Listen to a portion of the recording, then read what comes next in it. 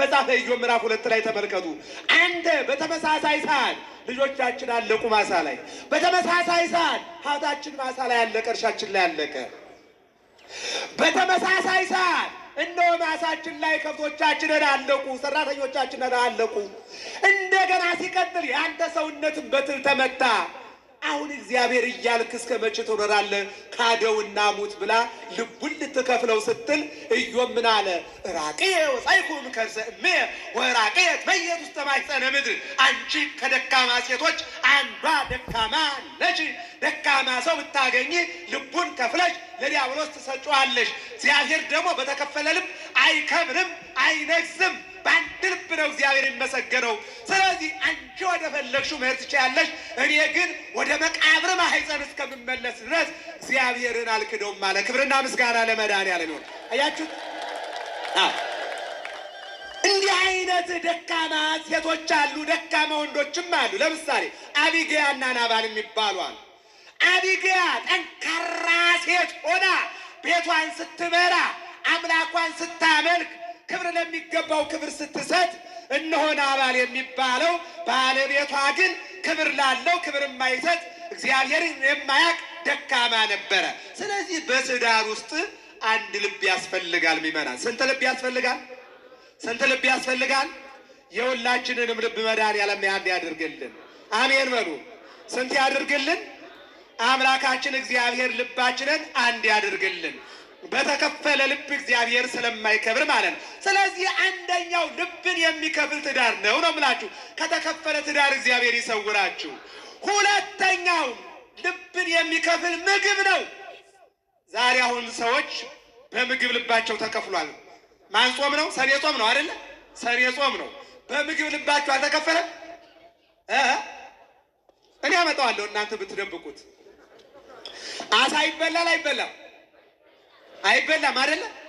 ግን አንዳንድ ክርስቲያኖች ይበላሉ አይበሉ? ኧረ ምን አንዳንድ ብዙ ክርስቲያኖች እንጂ።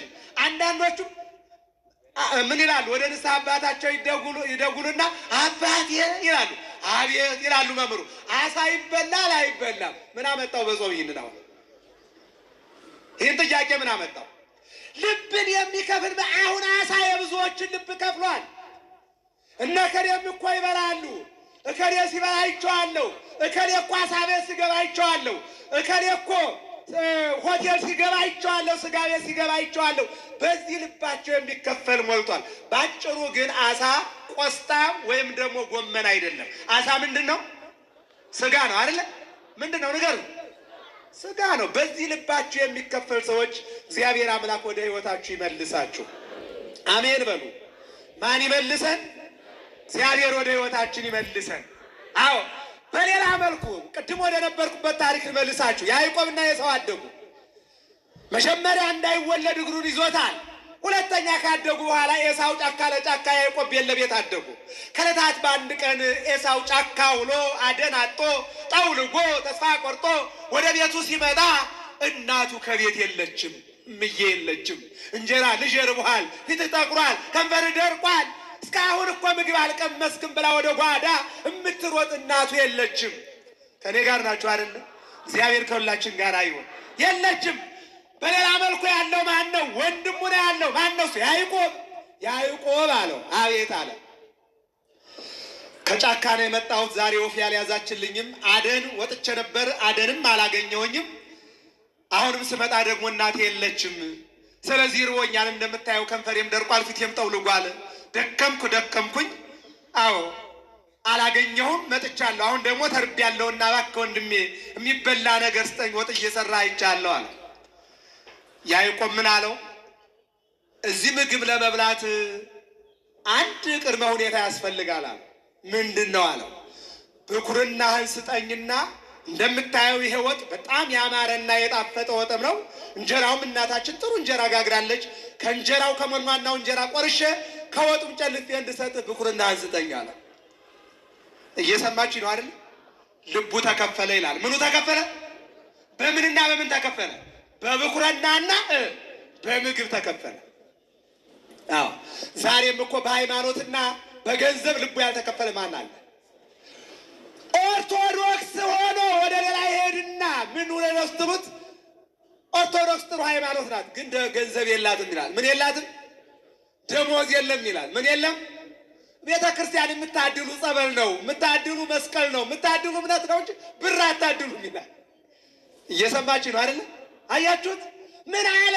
ብኩርናህን ስጠኝና ይህን እንጀራ እሰጥሃለሁ አለ። ቆም አለና ማሰብ ጀመረ ይላል። ማሰብ ጀመረ። በኋላ From London hotels to Paris apartments or Tokyo hostels, explore stays worldwide on the app.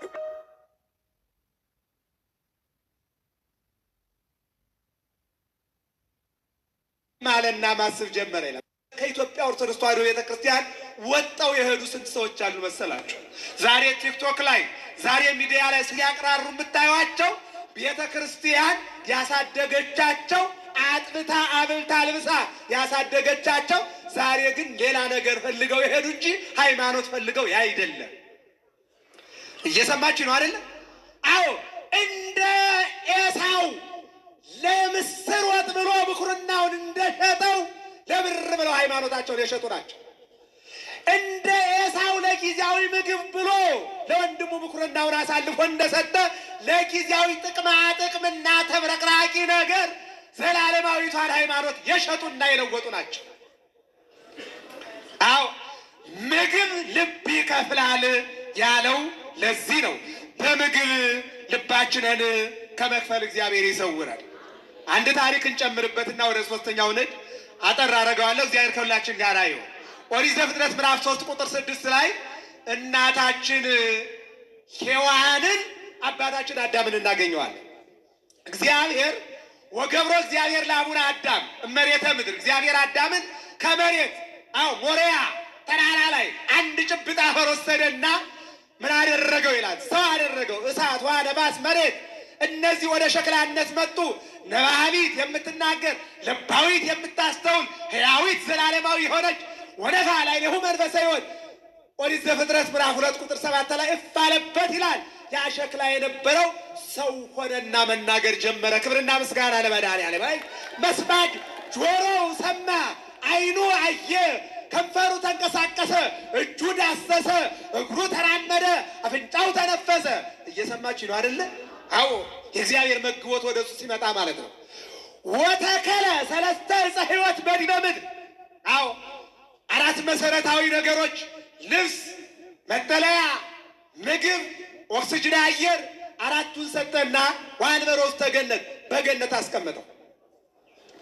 በገነት ሲያስቀምጠው ወተከለ ሰለስተ ዕፀ ሕይወት ሶስት እንጨቶችን ፊቱ ላይ ተከለ። አንደኛው ዕፀ ወይን ነው፣ በወይን ጀርባ ያለውን እየገነጠርክ ብላ። ሁለተኛው ዕፀ ሕይወት ነው፣ ይህንን ግን 1000 ዘመን ጠብቀህ ስደስ ትበላዋለህ። ሰኔ ላይ የሚዘራ ገበሬ ሰኔ ላይ አይበላም። በተአምር የዛሬውን ታሪክ መጨረሻ መዝጊያ ላይ እናየዋለን፣ በተአምር ደረጃ። ነገር ግን ሰኔ ላይ የዘራ ገበሬ ጥቅምትና መስከረም ህዳር ላይ ነው የሚጠብቀው። ይህን ነው የሚጠብቀው። ከኔ ጋር ናቸው አይደል? እግዚአብሔር ከሁላችን ጋር አይሁን። ስለዚህ ምን ማለት ነው? ለዚህ ነው 1 ወር ሙሉ ጠብቀህ ደሞዝህን የምታገኘው። ሶሎሞንም ተናግሯል፣ በለሱን የጠበቀ ፍሬውን ይበላል። በቤተ ክርስቲያን አስተምሮ ደግሞ ዘጸና ዲሃ ይበል ብሪያ ለቤተ ክርስቲያን፣ የቤተ ክርስቲያንን ደጇን የጸና የስዕለቱን፣ የእንባውን፣ የልመናውን፣ የአገልግሎቱን፣ የቅዳሴውን፣ የስግደቱን ስጦታ ከእግዚአብሔር ያገኛል። ይህም ሁሉ እንድናገኝ የእግዚአብሔር አምላካችን መልካም ፈቃዱ ይሆንልን። አዎ ስለዚህ 1000 ዘመን ትጠብቃለህ አለው። ሌላው ግን ዕፀ በለስ ነው። እንዳታየው፣ እንዳትቆርጠው፣ እንዳትበላው፣ እንዳታሸተው ትሞታለህ። የሞት ሞት አለው። እንደ 7 ዓመት አለው አዳም ትእዛዘ እግዚአብሔር። ከ7 ዓመት በኋላ አዳም የእግዚአብሔርን ሕግ ጣሰ ይላል። የእግዚአብሔርን ሕግ ከመጣስ ሁላችንንም እግዚአብሔር ይሰውረን። አሜን በሉ። እግዚአብሔር ይሰውረን። በምን ጣሰ? ሰይጣን መጣና ኦ ሔዋን ንግሥተ ሰማያት ወምድር አላት። ሔዋን ወይ የሰማይና የምድር ንግሥት ነሽ አላት። አዎ ይሄ ግን የሚሆነው በለስን ከበላሽ ነው አላት። ሲላት